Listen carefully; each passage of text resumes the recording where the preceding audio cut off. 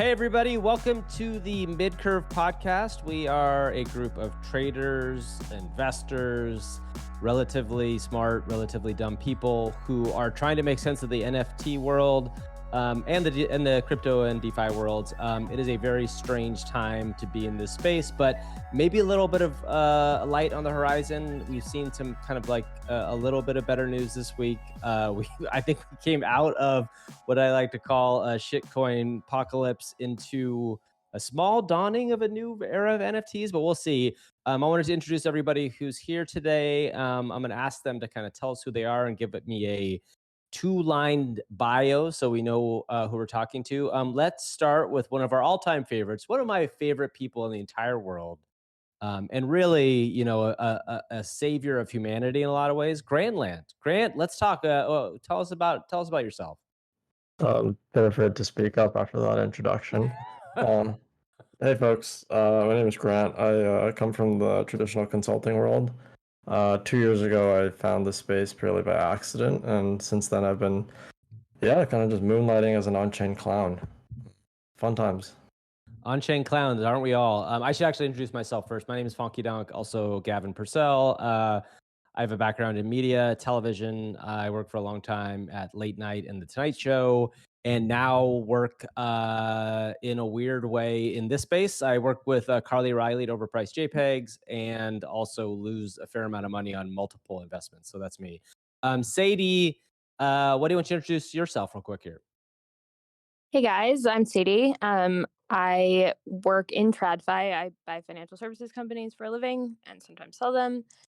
And I found crypto in 2021 during a garden leave when I minted something else on the day Bored Apes minted. Oh my God. What is garden leave, by the way? What does garden leave mean? It's like if you have a non-compete when you leave a firm, they'll mandate that you spend time doing nothing, and sometimes they'll pay you and sometimes they won't. The ones where they pay you are better, and then you can gamble your savings away on JPEGs. I'm not Bored Apes. I'm not Bored Apes. I can't remember what the name of the thing I minted was, but I got to go figure it out. It is nothing you would have ever heard of. Oh, that's incredible. I never heard that story. That's amazing. And guess what, everybody? We've swapped out two of the lesser members of Midcurve with two new members here for this episode, both members of the team from Pirate Nation, one of which is an active member of Midcurve and one we're really excited to welcome for the first time. So let's start with Amitt. Amitt, do you want to introduce yourself and give us some of your background and how you kind of got into the space? Hey y'all, my name is Amitt. I'm the CEO of Proof of Play. I've been in tech for a really long time, games for a long time. Started a couple companies, sold a couple companies, started a VC firm. Like basically, if there's tech guy bingo, I've like blacked out the card. I got into crypto back in 2013 when I bought my first Bitcoin. Started a company in the space in 2017, back when NFTs were getting started. It was an NFT marketplace called Rarebits. That didn't quite work out, but I came back for a second round, and now we're building blockchain-based games. Thanks for having me. Great. And then we have our local hometown favorite, Pout Pout Fish, also real name Adam. Adam, tell us a little bit about who you are and what your background is. Hey everyone. I've been in product for a long time. Worked at Square pretty early on. Worked at a private equity owned fintech company that was trying to turn itself from an old stodgy business into like a young, sexy fintech firm. I worked in mortgage tech. I got really interested in crypto a couple of years ago, and a friend of mine helped me buy a Cryptoad. And I was like, okay, this is obviously the future. Ugly toads are the future of art. And I decided I really needed to get involved and found my way to Amitt through a mutual friend, where I am now leading product at Proof of Play, building a game called Pirate Nation. Great. We will jump into Pirate Nation because I think all of us are pretty familiar with it. Before we do that, I do want to talk a little bit about this market, give people some heads up. It's been, like I said, it's been interesting. We've seen some pumps in the world. We've seen a little bit of a pump on Pudgy Penguins, kind of interestingly post news, which was one of the rare price go up after news drop for quite a while, and some other things have been kind of moving in an interesting way.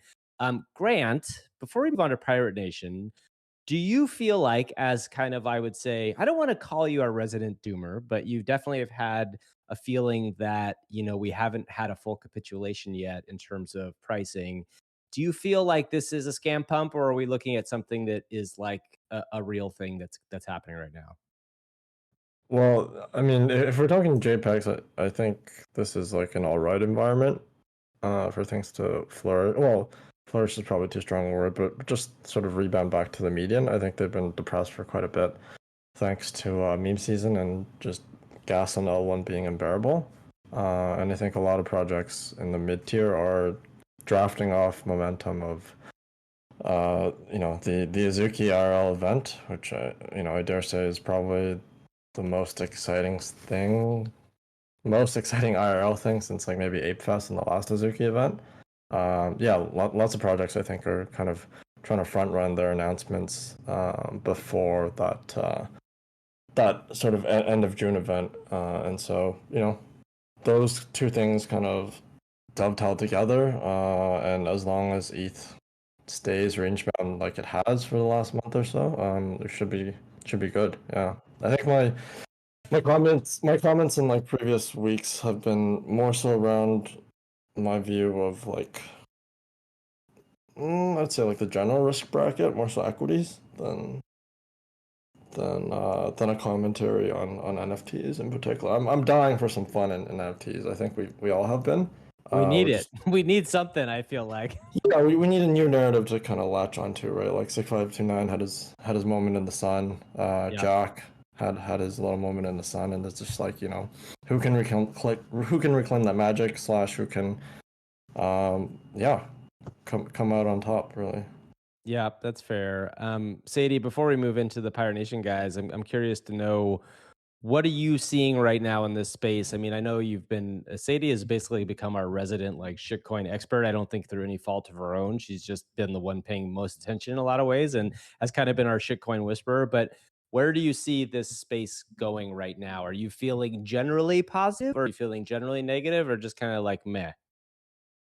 I always feel like you can make money in any market in crypto. Bold. That's very ballsy. I will say that. I don't know how true that is, but I appreciate you saying it. Yeah, look. I mean, it's about picking your spots, right, and staying liquid, and if you lose your bet, just double down and bet again, and as long as you don't go bankrupt, you'll win. That's how it works in the casino. Yeah, I believe that's right. If you have endless dollars, anyway. And I still feel that way, but I do feel, I think, a little bit jaded just having, now entering, what is it, month 2 or 3 of shitcoin season. It's definitely not the best of our space. Definitely is not. Yes, I can agree. Fatiguing in its own way. And so I think, like Grant, eager for something new and exciting to kind of capture everyone's attention. Yeah, it's actually really exhausting, right? I didn't think about this the other day until like, the thing about a shitcoin is there's a lot less pressure on the longer play because there's less of the, you're not having to worry as much about like what the team is doing or what they're doing. It's much more like, is this going to dump before I have a chance to sell it? And it is a terrible, terrible mind state to get in because it's like you're in fight or flight at every given moment. You're in a shitcoin and you can't ever like just take a breath. And it's an exhausting experience to be in, to me. And it's something that like, it's not fun. I would agree. It's not fun. Oh, look at that. We have our other friends have joined us now. Or one of our other friends have joined us. Eric, welcome to the show. It's nice to see you. Wow. Hey guys. Hey, sorry about that. I was working on something. I completely lost track of time. My apologies. What were you working on? What was so important? I was trying to hammer out this consulting contract, so we were like working through the rates and stuff. It's just down to the wire, so I was just trying to get it done. But I thought I had more time, but I didn't. That sounds important. I was going to make fun of you if it was something less important, but that's fine. All right. Well, Salty's here too. God, everybody's late coming to the party. Salty, nice to see you. Hey.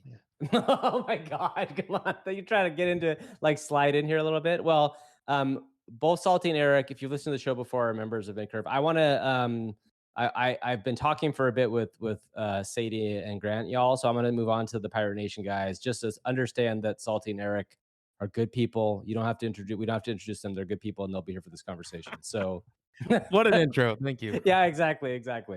Okay, Amitt and Adam. Let's talk a little bit about Pirate Nation. So, for those of the people who are listening who are not familiar with Pirate Nation, which, I think it's a great project. I think most of us, I don't know if I should say most of us, I think there are a fair amount of us who are owners of pirates. I have a couple myself. Tell a little bit about what it is first before we get into like the backstory on it and kind of what y'all are doing. But like, what is it at its most basic level? What is Pirate Nation?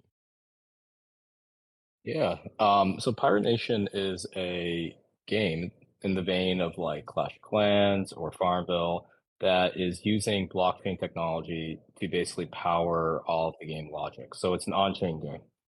And you have a pirate crew in the form of NFTs. They go on quests, they level up, they fight each other, you get loot, you can craft that loot into weapons and ships, and then go on further adventures. The game is in active development, and we are basically just releasing new updates every week. So it's pretty cool. We launched it back in December, and it's just been every week just updating.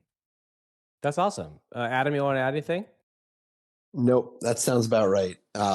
Fun pirate game on Ethereum / Arbitrum Nova is the TLDR. I'm sure we'll go more into it. Yeah, we can get into that for sure. Okay, a couple things I want to ask about as a gamer and somebody that I know the background on. So Amitt, I know your background.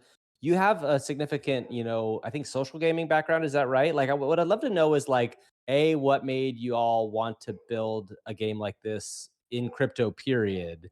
And then I think we can get deeper on like thinking a little bit more about the what chains you're on and everything. But I think more of the interesting question to me is, what is the Web3 gaming promise? And don't tell me it's wearables that can go from game to game, because I think that feels like the kind of rote answer that I'm not sure I 100% believe in. But I'd love to hear your thoughts on like what the promise of Web3 gaming is. Yeah. So just to give context on that, my background, I was part of the early team at Zynga and the creator of the Farmville game engine, which then, was the lead developer of that game as well. So, we had the most significant social game on Facebook. 300 million people played Farmville, made $1 billion in revenue. And so like this type of game, like kind of actually kicked off a lot of the best practices you see in mobile games too. And so when I joined and decided to, when I got back into Web3 and started to build games here, it wasn't just about taking mobile games and replacing credit cards with, NFTs. Like, to me, it's just like not really interesting. So really what I saw here was this idea of creating an open game platform. The idea that as we create Pirate Nation, we're basically putting things on chain that enable other people to then mod the game, add to it, fork it. It's a new type of game. Like, it's a type of game that couldn't be created before. And I think that's the only real thing that like makes sense on a new platform. And so like, yes, like, people say interoperability, but like, if you're a gamer, you can't take a sword from Skyrim and put it into like Wind Waker, right? Or Zelda. Like, it won't work.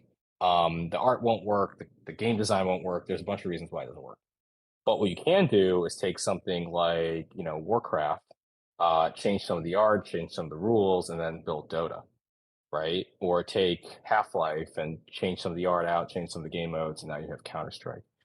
And so, we're building Pirate Nation as a way of proving that you can actually build fun blockchain games. No one has really done it yet. Like, people have gotten close, some games have come and gone, in terms of price, but I don't think anyone's really built a game that retains at the level of like the best mobile or the best console games yet. Yeah, I was actually, can I follow up on one question there, because I'm really curious sure. about the idea, because I know that Adam, when I've talked to Adam before about this, he mentioned the idea that like Pirate Nation is a game first and foremost, but like the idea of it is really as like an engine that you're building for Web3 games. And when I say that, like the point you just made me think about that is your Half-Life to Counter-Strike experience. Like, I think a lot of like normie gamers may not know that that's from the same game. Now, that's to said, it's the most famous example of this, but Like, is the plan with Pirate Nation like is this is like the kind of Trojan horse to get an engine out there, and then you see a lot of other people that you want other people to use this engine to kind of like craft other experiences with similar backbones, or at least with the similar sort of architecture to it? Is that the basic overall idea? Yes, and it's not much of a Trojan horse in that we're like super upfront about it, right? Right, So right, like, so I worked at Epic Games and like right out of college, and if you actually study the history of Epic and how the Unreal Engine was created, Tim Sweeney went and he's like, hey, I think we should build 3D games, but I need a 3D game engine to build 3D games. How do I get a 3D game engine? By building a 3D game. So we're building an on-chain game so that we can get an on-chain game engine so we can build more on-chain games. Right, that makes sense. Did you ever work with Cliff Blazinski there? Were you there early enough for him? Yeah. Cliff's a friend. Cliff's a friend of mine too. He's a good guy.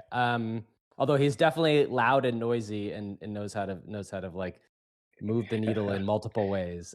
Well, he's such a creative force, right? He's been doing this Broadway shows now, and actually, yeah, I know, now, which is like absolutely incredible. If you haven't seen I can't believe it. I interviewed him not that long ago for a podcast of mine where he was talking about Broadway. I met with his Broadway partner, and like, I just can't believe it. That person is doing Broadway now, but I'm thrilled for him. Anyway, I think that so this is an interesting thing to me. I think the other thing, Amitt, before I kind of open it up to the rest of the group here, I would love to ask about, and Adam, feel free to weigh in on this too, is my biggest concern with Web3 gaming, and I've now done a fair amount of kind of diving into it and looking at it, is this idea of games that are fun versus games that are Web3 first / token first, right? So I think what the interesting question I would have is like, what did you find that made people come back to Farmville a lot? And by the way, I'm not necessarily a person that was a giant Farmville player, but I did play, SimCity growing up. I do love city builders and I do love things like that. But what are the lessons learned from something like Farmville that can translate to Web3 into a game that isn't just about farm token 4 or game theory token stuff? Like, what do you get out of these games that can be fun? How do you make them fun first?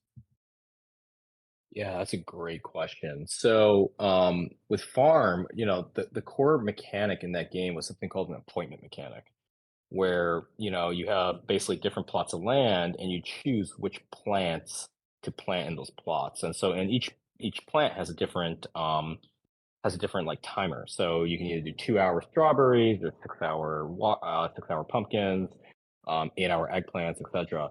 And the thing there is a player is choosing when to come back to the game. And so it creates this compulsion where you're like, oh, like I need to get back to the game to check on my strawberries, because if I don't get back in time, they wither and I lose my investment. And so there's like this like really tight core loop. Then you basically interweave the social aspect of it. Like, okay, your friend sent you a gift, or you sent your friend something, or they came to your farm and helped you out. And then so like Farm was like this like really just like everything kind of hit in the right way.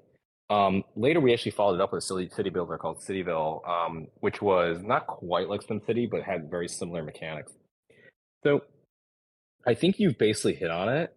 So the problem with Web3 gaming and just Web3 in general is people get rich too fast. I think the meme coin stuff you guys were just talking about is a good example of that. And so people lead with the financialization. So I tell our team like pretty much daily, I'm like, our North Star is fun. Like, let's build a game that we can't stop playing internally, that we find fun. And by the way, I stole that quote from Rob Pardo, the former like either chief creative Blizzard or head of Blizzard.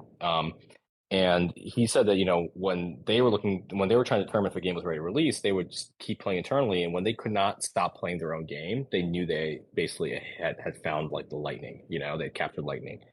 And so for us, I think all the same concepts of building great games apply, but we have this extra challenge of now we have these like kind of technical constraints because we're essentially executing the game on the blockchain. All the servers are running on the blockchain.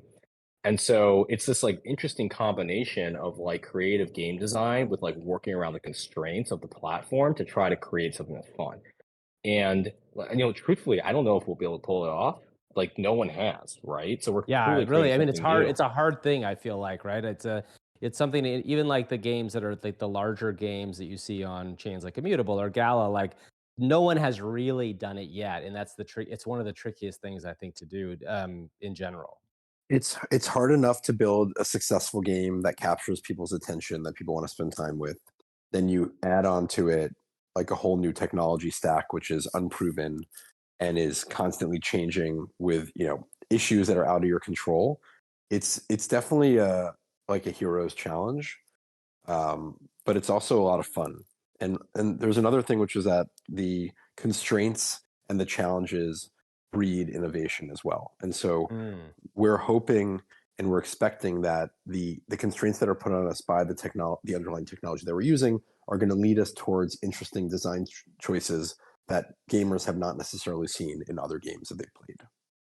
Oh yeah, do you have either one of you have an example of something like that? Like, it's always interesting to me to see emergent behavior come out of game design, right? Like when you see something that shows up that you didn't necessarily expect to be the thing that people were like kind of interested in doing, or it was something that you thought might work, but then has like worked like gangbusters. Is there an example of something you've seen in Pirate Nation that has kind of like shown you the way? Yeah. So we did this thing. So my thesis is that that these games are hyper social in the sense that like Farmville was a social game, right? And but it was mostly a solo game that intersected with your friends. When you play World of Warcraft, it's mostly a solo game that you sometimes run to other people. All of the crypto stuff is PvP all the time, right? And so right. So like you're playing Pirate Nation, but you're also playing Pirate Nation on Twitter. You're also playing Pirate Nation on OpenSea. You're also playing Pirate Nation on Discord, because you have the game itself, but then you have, and that's like the meta in the game. That's like the game design there. But then there's like outer game design, the stuff that happens outside the game. And it happens all these social channels, because everything's happening in the same space on the same server with, people with competing interests. Yeah, that's really interesting. Yeah, do you know that book, The Infinite Game? Have you read that before? Yep, it's fantastic. It's like, that's a really interesting, when you said that, it made me think, I haven't thought about games that way before, but like, that's a really interesting way to look at if you can build the right kind of social game, you're looping in all these other sort of game loops that are in existence of IRL, right? In general, that's an interesting idea. I didn't think about that. Yeah, I'll add one more thing. So basically, we had a feature. So basically, what that means is that almost all of our features are either social competition or social collaboration. We're actually trying to push that as much as possible. And so we did a feature where the community had to get together to take down like a world boss. There was 3 bosses, and you had to collaborate to figure out which boss to attack, because there was only enough time to take down one boss, but only if people collaborated to do it.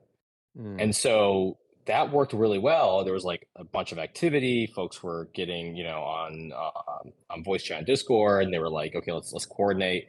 But then we put in this mechanic at the end of it where whoever got the final shot on the boss essentially got a 1-of-1 legendary NFT. Oh, damn. Shit, I wish I didn't realize that. I would have shown up. I missed the event. That's crazy. Yeah, so it went from social collaboration to social competition. And so the last 1,000 health points of the boss, the people were like chatting, they were psyching each other out. They're like, okay, I'm gonna shoot my shot now. And then would wait a second. They'd load up a bunch of browsers and then attack all at once. There was a whole bunch of things they were doing to try to get that final shot in. So it was really cool to see that kind of play out. That's super fun. Sadie, did you have a question? Sorry, what we missed earlier.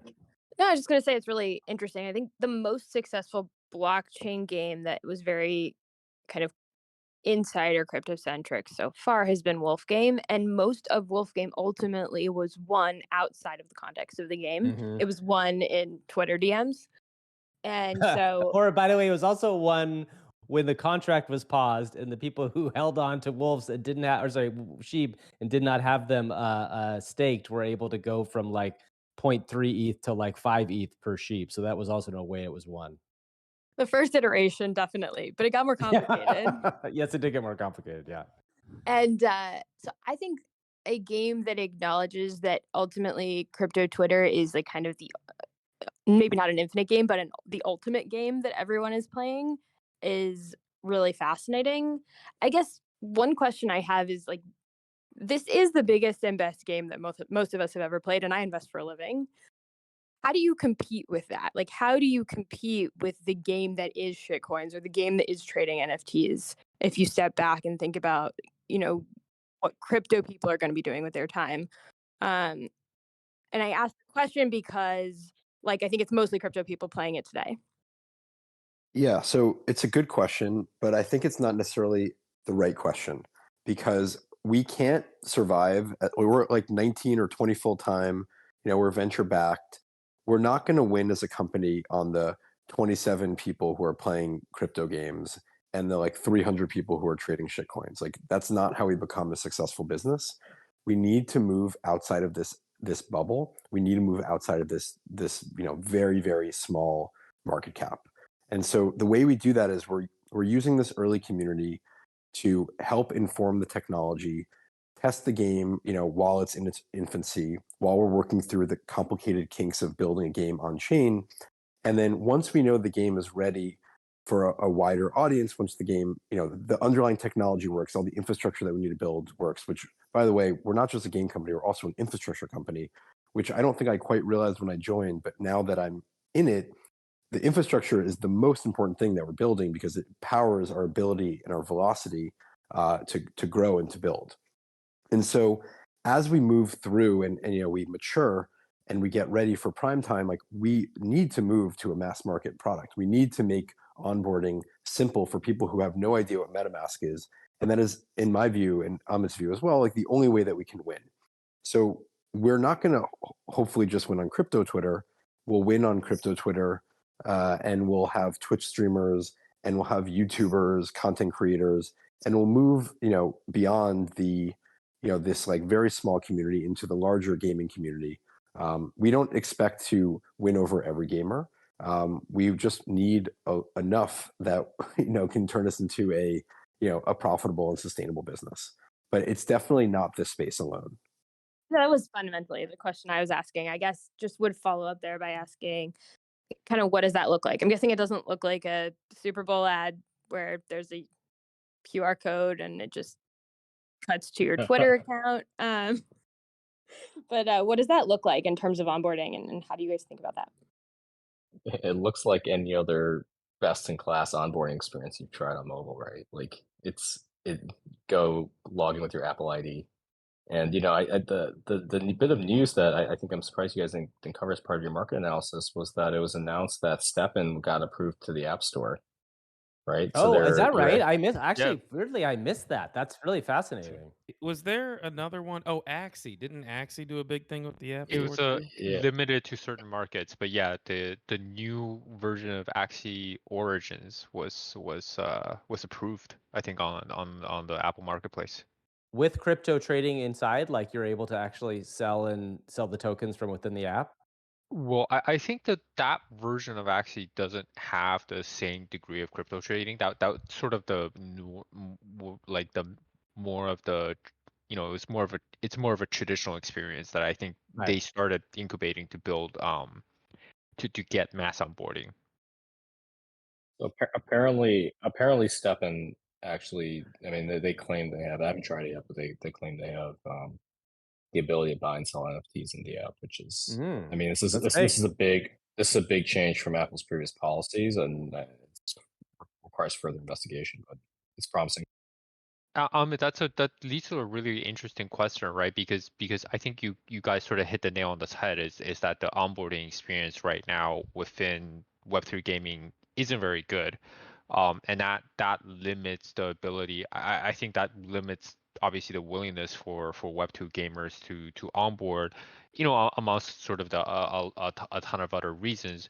Do you like when you do you guys think about that mass onboarding inflection as a point where Web3 eventually incubates its own onboarding distribution channel, onboarding distribution channel that is as good as what's available in Web2, or is it just a question of when are the major Web2 players going to sort of flip that switch and say, hey, Web3 NFTs work for us, we're going to do mass adoption, all of our distribution points, whether it's Epic Games Store, Steam or Apple, the Apple Store, we're going to kind of fully embrace NFTs and Web3. Like, what do you what do you think that looks like? Well, I think it's both. I mean, so supposedly Axie had definitely hundreds of thousands of users. I think they may have cracked millions of users, and that's without any real kind of presence on a mobile app store, right? So I think that if the game is good and people want to play it, they'll get to it. Um, but from my perspective, like I want it to be one click and you're playing the game, right? It's like after one click checkout came out on Amazon, like that was the gold standard. That was what everyone had to copy. And for Zynga games on Facebook, there's this thing known as instant games where you click on a link and the game immediately loads and you're playing. No downloads, nothing like that. So for us, it's really just like looking at every single action the player's taking, looking at the latency to download and just like driving the friction down to zero. And as app stores come online, we'll support them. Of course we will, but I don't think that precludes us from building a sustainable and successful business because there are definitely people who are willing to jump through hoops to play these games right now. That being said, though, I mean if you look at Epic has allowed stuff on their app store, Gala's launching games on the app store, and the step in news is really positive. So I have a feeling it's gonna be sooner rather than later for those other stores. Epic is pretty open to blockchain stuff, right? As somebody, I don't keep up with this space nearly enough. I got burned out on Axie a year and a half ago, but I thought Epic was like integrating stuff. And I know Gala, I was going to ask if we got time for it, what y'all's opinions on groups like Gala Games is, doing like just pumping out a huge number of things. But Epic Epic supports crypto in their games or something, or is open to it. Is that the case? I don't think they've stopped crypto games. I think a few of the Gala games are going to launch on Epic. Okay. And so, and just a quick note on Gala, I mean, it's a bunch of ex-Zynga guys I used to work with, so they're Oh, wow. really, really sharp. Yeah. The CEO is actually was one of the founders of Zynga. Yeah, I think Gala is actually. I actually had a conversation with Gala at VCon a couple days ago around their non-gaming initiatives, both music and film, and it was actually weirdly compelling in a way that I wasn't expecting it to be. So I think there's some smart people there. I have one more question, Amit and Adam. Actually, two parts. One thing to kind of follow up on what y'all were talking about. I want to get into wallets and figuring out how that works into it. But before that, what Sadie said made me think of something I think is important, which is. Okay, so the audience that's in Web3, I think we can all agree is, very specific and in one place. The audience that, say, Amit played Farmville is a completely different sort of audience, right? When you look at the Farmville audience, to me, when I think about it, I think of like, the Facebook social gaming audience. Where do you see the ultimate audience for something like Pirates or things built like Pirates on? Like, do you see the type of gameplay that Pirates is very kind of Farmville like in some ways, but that was like very much a like, on Facebook, as many people as you possibly can get in front of it. Like it kind of helps to have all these social people kind of interacting with it at the same time. Web3 right now, at least, is like so inherently small and controlled. I think getting back to what Sadie was saying, you definitely have to expand it, but like, do you see these two worlds as like at odds, and is it possible that they can get that close within the next few minutes? Like I guess when I think about Web3 gaming, there's a world where I can see like a really killer AAA first person shooter that allowed you to own your weapons in some sort of form being somehow being successful in the world of Web3 or Web3 gaming. It's a little bit more difficult for me to see this kind of larger, more social gaming aspect be successful. And I'm just kind of curious if you had thought about that, about like the onboarding of those people might be even harder than onboarding the AAA gamers. Does that thought process come up for you? Yeah, absolutely. I mean, so the way that we actually break down the types of users is more on this thing called Bartle player types, which is like the people have different motivations when they play games. And so, my current read is that the majority of people who are in crypto are there for the competitive aspect, there for the collaborative aspect, less so like looking for like a Zen-like experience because you can just get that on mobile now with hyper casual games. And so yes, like our North Star for Pirate Nation has always been Clash of Clans, which there is a little bit of city building, there's a little bit of but it's mostly a competitive game and a game where you can like join guilds and basically collaborate with people. So it's still kind of hitting that that social compulsion and that competitive compulsion, and less about trying to get people clicks in, as we used to call it in Farmville. So we're not really targeting the Farmville audience. I think of Clash of Clans or even what's the other one? What's the one where it's 1v1? That's the same company. Fuck, now I can't remember. It's another clan. Clash Royale. Yeah, Clash Royale. That's interesting you say that, because I think both of those do feel much more competitive and they feel much more driven by this audience in an interesting way. So the other thing I wanted to ask you about is, obviously there's been all this conversation, Immutable has their new wallet they're talking about creating, but also there's the new wallet standards that are coming out. When you talk about onboarding and you talk about one click, like it seems like one of the hardest things for any of these people to deal with who are doing, NFT games or Web3 gaming is dealing with wallets and figuring out wallets. When you're saying you're onboarding, and Adam, this maybe for you too, when you're talking about onboarding people in this space or in the broader space to come into this space outside of the world of crypto and NFTs, what do y'all see for like the wallet situation going forward? Do you have hope? Do you think the wallet is going to become a much simpler tool to interface with? Do you see it kind of disappearing in some way? Do you I know that Pirate Nation has really specifically made interactions be mostly many fewer transactions, I know, which is great, and I appreciate that. And it seems like that's been a priority from the beginning. I just can kind of curious to hear your thoughts on wallets and how it intersects with Web3 gaming. So I spend like 40% of my time thinking about this. And when I look around at the competitive landscape, the products that I think are doing a really good job at this are So Rare, I think is sort of best in class. You can trade, these things, and you don't have to even understand what crypto is for the most part, and it just works. You only are required to understand about crypto when you try to off ramp.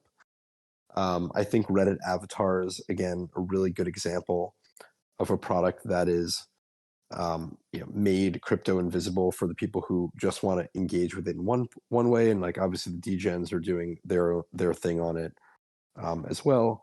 But I think it's a really strong onboarding product.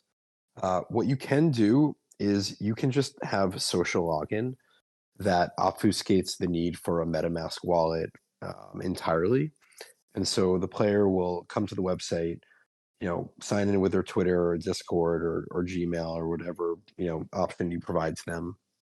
A wallet gets created in the background. Any NFTs that they earn through gameplay live in that wallet. If they want to off ramp or off board or trade, ideally you have a built-in marketplace in your product, so they don't even have to go to OpenSea or even know that OpenSea exists.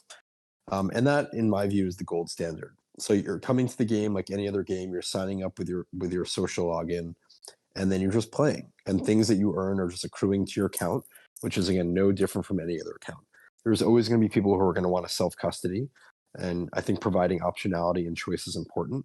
But at the same time, you need to be really clear about not confusing the people who aren't going to have ever seen the Fox logo or know what it is. So you have to be really careful when you give that choice to the player, that you're giving in such a way that you bias towards the thing that you think is going to be best for them.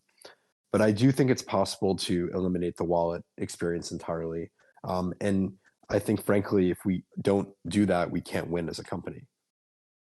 That's really interesting. So, and then the idea being is that if you want to offboard from the game, you're always able to go to that address or that whatever that is, and you as a player have access to it. You could conceivably transfer that stuff into a wallet that you can control and then sell it if you wanted to.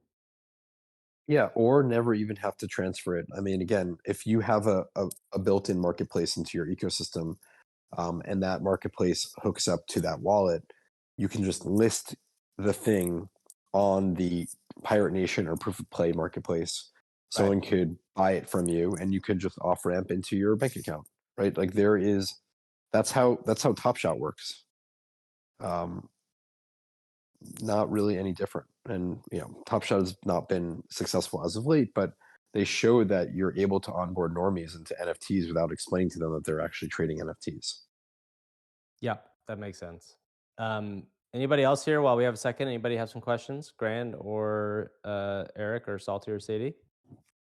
I have one question. It probably takes us in a slightly nerdy direction, but that's why I'm here. As you become a wallet or an abstraction away from a wallet, you also become basically a financial services provider, so responsible for identity verification and AML. And what's your experience been? What's your experience been like with that ecosystem? Do you feel like that is like the kind of undertaking that is possible? And do you worry about that level of responsibility in terms of converting people from crypto to fiat? So I'm going to see you unmuted, but I can quickly take this. I worked in payments and fintech for a decade before jumping into the space. And my best friends at my prior companies were always the lawyers and the regulators and the compliance people. What is wrong with you? That is terrible, Adam. Those should not be your best friends. Come on these now. were good. These were good people. These were startup people. I'm sure these were startup in-house counsel. They weren't the stodgy, white shoe people. They're the people who escaped that land. And so I never want to do that again. And so, we don't want to become a regulatory company. We don't want to be dealing with regulatory hassles like that on a daily basis. So we would, without a doubt, outsource that. There's a number of really strong wallet provider, infrastructure providers out there that we would partner with versus building that ourselves. We are trying to build technology, but it doesn't need to go down to to every single angle, especially if we had to get into like MTLs or, which are money transmitter licenses, or anything about like custody. Like we just don't want to handle that in-house. At least right now, that's where our thinking is. It just creates extra overhead and extra problems that we have enough problems to deal with. We don't need additional problems. And there's more than enough vendors that we can turn to that have solved this problem already. You guys don't want to be a bank? That's not fun for you to be considered a bank? Maybe fun for some. I have gone down the process of becoming a bank before, and I can tell you it is a lot of paperwork. Yeah, it's really no fun at all. I think you guys are right. Is that level of abstraction really has to happen, because this experience of you get this weird wallet that's kind of clunky to use. Transaction fees fluctuate wildly and are expensive all the time. And oh, by the way, you have this like recovery phrase that if you lose, potentially your money's just gone forever, or somebody else has it. They just have access to everything. I just don't ever think that's like a value proposition I could bring to people outside of Web3. And without, unless there is a major financial incentive. But I think like at the end of the day, if it's if it's always like a financially motivated incentive, you sort of cap out on what you can do from a gaming perspective, because once the money is gone, or once you made the money, like there's really no reason to stick around. And so I these are, I'm really interested in how you guys kind of tackle these challenges. And I don't, it'll be fun to see like how this space evolves in the next 12 to 24 months as this stuff happens. Yeah, I got a .swoosh account today, and I signed up, and they created a wallet for me using BitGo. So I'm like always using new products to see what they're doing. I minted an NFT when I was in Tokyo, like a real life, like it was an IRL minting experience that paired with an actual NFT. And they also were using BitGo. Like I went to a vending machine and, I put money in, and I got a soda can, and then I scanned the QR code in the soda can, and it minted an NFT on Polygon for me that I could choose to either cut. That was in Japan? It was really cool. Yeah. At Bright Moments. Yeah, that's super cool. And then I was able to either custody it myself or put in this BitGo wallet. So I've seen BitGo pop up in the last two experiences like this. So I'm going to definitely be taking a look at them. But the Nike experience was great. It was very simple. It was like, hey, we have this like account for you. Put in a passcode. Don't lose this thing because it has like your swoosh account in it, your swoosh name. I think there are ways to do it. Again, we had like an hour and a half meeting about it today. It went well. The kickoff for what we're talking about now is like in progress internally. So now we just have to build it. Amitt, I have another question for you, which is kind of getting to a lot of this stuff, which is how do you convince the like I would say the people that are gaming to go through this for you? I mean, this is kind of an existential question, but like what is the thing that will get people to do this? Like what do you think is the motivator? When I say do this, I mean play your game or play your games and do the extra step to get to Web3. Well, I think, what I love about games is that boredom is like a fundamental thing that happens to everyone, right? And so what's amazing is just because Pokemon exists doesn't mean Digimon can't also exist. And so it's not truly a zero-sum game. I mean, attention zero-sum, but gaming, practically is not. People can play a lot of games at the same time. And Right. so I think we just have to create something that's compelling that people want to play. And like it's, I realize that just saying, building day will come. Obviously, we have to market it. Obviously, we have to get it in front of people. But I think if we create something that, and it was actually, I'll say one other thing too. There people play games at different stages of the game, right? There are early adopters, there are late joiners, just like with any product. And the people who are in our Discord right now, and I think yourselves included, are kind of just there because you kind of have this like morbid curiosity of what we're up to, right? Like you're like, oh, these guys are building something. They seem to be kind of, thinking intelligently about it. We'll see if we're right or not on that. But like, we're definitely doing stuff. We're not sitting still. We're maintaining our agency and just trying to create something that is new and compelling and hasn't existed before. And I think that's like, people want to be a part of that. And so a lot of the folks who are holding pirates now, um, the game is not fun yet. Like we're pretty clear on that. So the reason they still hold is because, they see us just like making an earnest effort to try to really make it fun. And being along for the journey is also, also really fun. And actually, I did have one thing that was an insight from my farm days. So Farmville, 300 million players, over 1 billion hours put into that game, and in 2020 is going to shut the servers down. And so, if you've never played Farmville, like people would like invest in their farms, they would invest in their communities, they would like they would play with their families. It was not just the game itself was like fine, but really you came for the game, but you stayed for the community, and that's true of almost all online games, right? Like after a while, the game just becomes kind of background noise for you to connect with your friends. And so my view is that use games to bootstrap communities. And so one of the reasons I want to build decentralized games is it actually puts the ownership of the community back into the player's hands. And so my belief is that, one of the things that we need to do is really curate the community around Pirate Nation, because that's going to be the thing that actually pulls people in when they see like, oh, there's a bunch of really cool, and intelligent, thoughtful, kind people who are part of this community. And like, it's part of like the early days of like a new social network where it feels collaborative and fun and everything's new. And then, it becomes mass marketing and things go to shit because like for some reason kindness doesn't scale. But that's the idea. Anyways, so that's yeah. super interesting. Yeah, sorry to interrupt. That's a very good answer, I think. Yeah, so that's the thesis, right? And Yep. and going a step further, I think community breeds culture, and at the end of the day, like we just want to move the culture forward.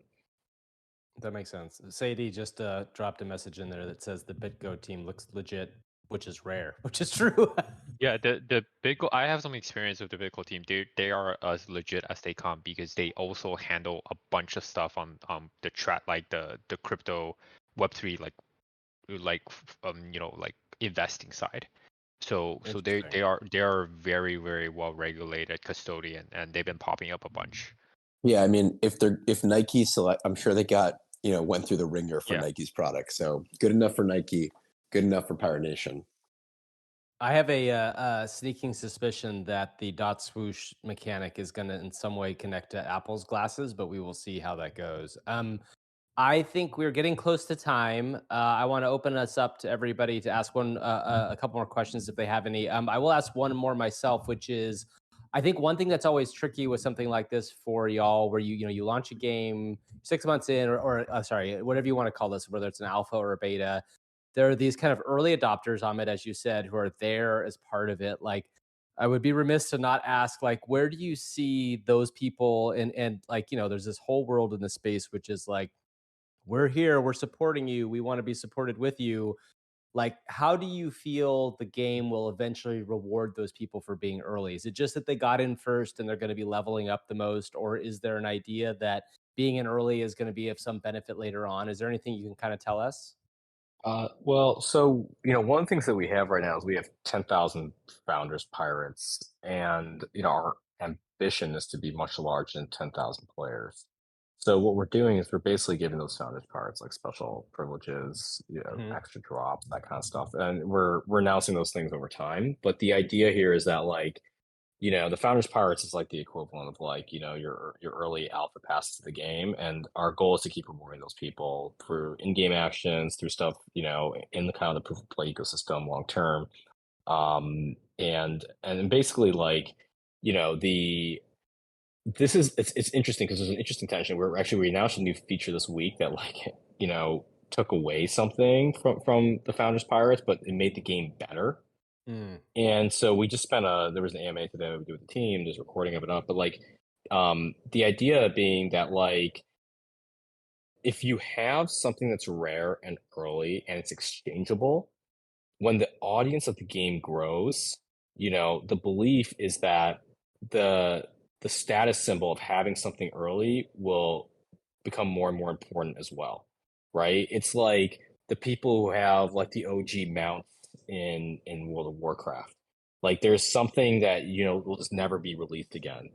And so, like, a bunch, and you see this in many game ecosystems, right? Like, the Black Lotus card in Magic the Gathering is like, it's a super expensive card, and it's out of print.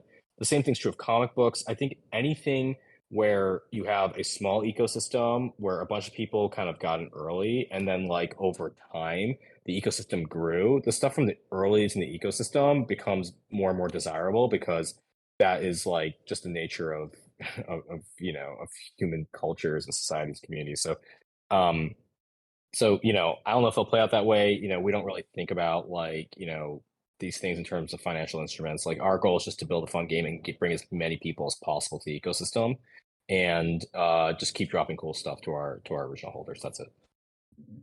Cool. Well, anybody else have a question before we wrap up here? Do you guys look at, like, what's out there in Web 2 right now and laugh at, some of these, how easy it ultimately becomes to kind of take some of those existing models and put them in a Web3 framework?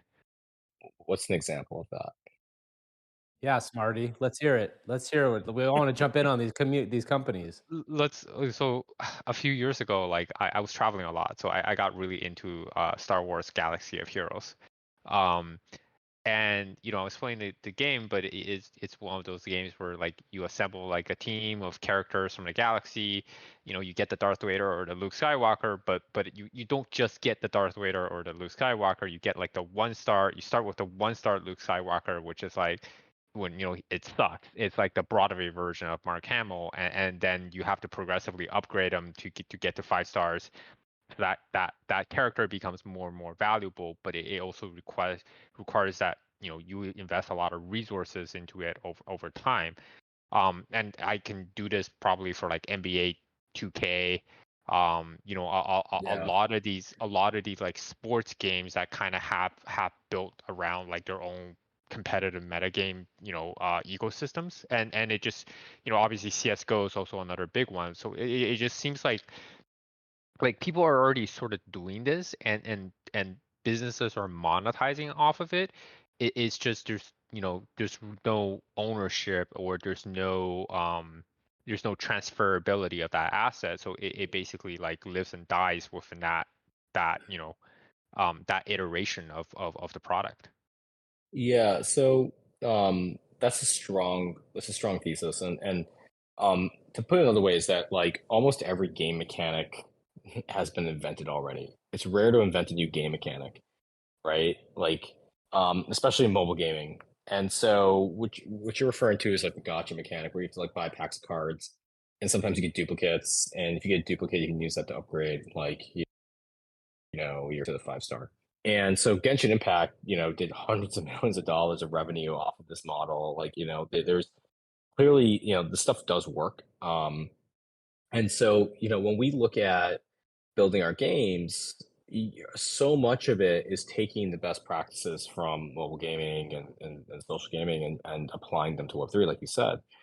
In fact, like a while ago, I ended up putting together internally. I put together like a playbook of like every single game mechanic I could think of, and include things like crafting, gotcha, all of it. And like, we just go and pull things off of there because ultimately, my view is that most games today are just compositions. They're like stews. You're taking a bunch of different ingredients, you're throwing them into a pot, you're adjusting the ratio of those ingredients, and then you have a new game. And so if you actually go look at most of the games that have come out, they're like remixes of just everything that came before it. And maybe they'll add like one new element, like I think, very few companies innovate. I think Nintendo with like their Zelda series is still one of them.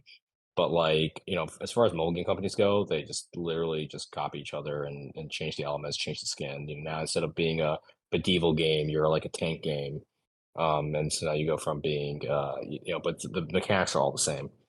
And so I think that thesis, yes, is something that we look at. And, I think the innovation for us is how do we use the technology and how do we hide all the complexities of blockchain and take, less design risk. That makes sense. Before we go, we should ask what's on the horizon for Pirate Nation, and then the other question I have for y'all is, if this is a game engine and it is like an infrastructure, like how are you a ways away from launching or licensing the engine to someone else to create a game, or is that something that's like down the road once Pirate Nation comes to maturity, or is there something in the pipeline? Yeah, let's talk about that a bit. So, what we have coming down the pipe, we announced recently we're doing player customizable islands. So, players have been accumulating a bunch of resources, and now we're actually going and making it so that people can like place their stuff and essentially design their own island. So that's a lot of work, especially to store data like that on chain. So there's a bunch of things that we have to do with our infrastructure to upgrade it. What I can say about our infrastructure and the engine is, the best way to think about it is before, when people were building websites, they had to know HTML. They had to go into like Notepad and like enter the HTML and like save it to a file, then upload it to a server somewhere. Then WordPress came out and it made it really easy for anyone that didn't know HTML to kind of just like drag and drop some elements and like fill in some fields, and all of a sudden they had a website. So our goal is to actually make it so that people don't have to write smart contracts to build games, right? Like we're basically building an on-chain database, and we had to build it in order to like just make our game work. And so in parallel, as we're building the game, we're also developing kind of all the tooling and all of the infrastructure to actually make on-chain games work. We have more announcements coming about that in the future. But our goal is to be a steward of the space and the ecosystem. Like we want to like just essentially accelerate everyone, because I believe this is a positive sum ecosystem where if we create something cool and we give it away, like someone else will then fork it, they'll do something cool with it, and then that's like more stuff that we can work with to build our own games. So our real hope here is to like, really kind of accelerate our developers and enable them. I'll just quickly add, I get reach outs, I would say once a week or so, for people who are interested in exploring our mirroring technology or our gasless or signless transactions. And so there's definitely legitimate inbound. And for me, they're mostly customer development conversations, trying to understand what their needs are, how they would use it, like what they might use it for. And so for me, it's just like discovering who this customer is and what they look like, with no goals to sell them anything today. But for if we ever do want to sell them something, understanding who they are is really important to getting to that stage. Yeah, that makes sense. Okay, before we go, I'd be remiss to ask both of you, about the impact of AI and what you're doing. Obviously, as somebody that's around the gaming and media space quite a bit, AI seems to be kind of percolating up in all content spaces. And you talk about Amit, you talk about the idea of like creating the smart contract backend for this game experience. How do you see like AI intersecting in this world? I mean, in some ways, it's conceivable that it makes it better for y'all because there are more people out there using these AI tools to create art assets or conceivably to create even, animations that they'll be able to make more games. Is that kind of where you're coming from on the AI side? Yeah, in my view as well, two things. One is AI essentially enables capabilities for people who didn't have them before, and two, it like supercharges, the like kind of creative exploration, right? So, um, it's funny because many people think AI is gonna like kill jobs. I actually think the opposite in a lot of ways. Um, and it's a contrarian take, but like, if you go to AI and you're like, hey, give me, 1,000 photos of a sunset, over a beach, like you still need taste, right? In fact, taste is a lot more important because you actually need to the AI will give you infinite content. So curation and taste become a lot more important. And I think that's actually where the role of the artist comes in. Oh, totally. But I'll push back. I push back on one thing here, which I think is important, Sure. is in the world of video games, there were teams of anywhere from on an indie game side, 10 plus people, all the way up to say a team of 250 plus. You need at least half. There will be half as fewer people using these tools that you will need, I would assume, going forward. Because I'm not to say that you're right. I think taste is super important, but I still think it's probably going to eliminate those jobs. And say at a company like EA or a company like Blizzard, there are a lot of people who are just doing the work that's assigned to them that can now be done by AI, right? Like I would assume that's the case. They're not making taste choice. Yeah, yeah. I mean, it's a good point, but I think what you get into, like, so for all the concept work, right? Like before, there's a ton of work that go into like gathering references or concept art, and that stuff I think is easily replaceable. The tools haven't yet got to the point where like you can basically type some words into a prompt and then get like a shippable 3D model. I'm sure they probably will get there. Um, but and obviously like what you said is how we're using AI too. Like we're actually using it across the org. I told our entire team, I'm like, if you were a senior engineer or designer or artist or whatever before, you're now considered junior until you learn how to use AI tools, at which point you'll be back up to senior. I'm sure they must have loved hearing that in some ways. So like you're demoted now. But I get it. I understand where you're coming from for sure. Well, everyone's a manager now, and you Right. have an Right. intern, and the intern's kind of, it's the intern works really hard, but sometimes produces, crappy work. So, you now need to learn how to, delegate but verify. Yep. That's very smart. I will just second that I have been demoted. And the mandate to any task that you start must begin with AI, and in particular ChatGPT, before you try to do it manually. I found it to be very helpful in my day to day, and it has made me more efficient and much faster.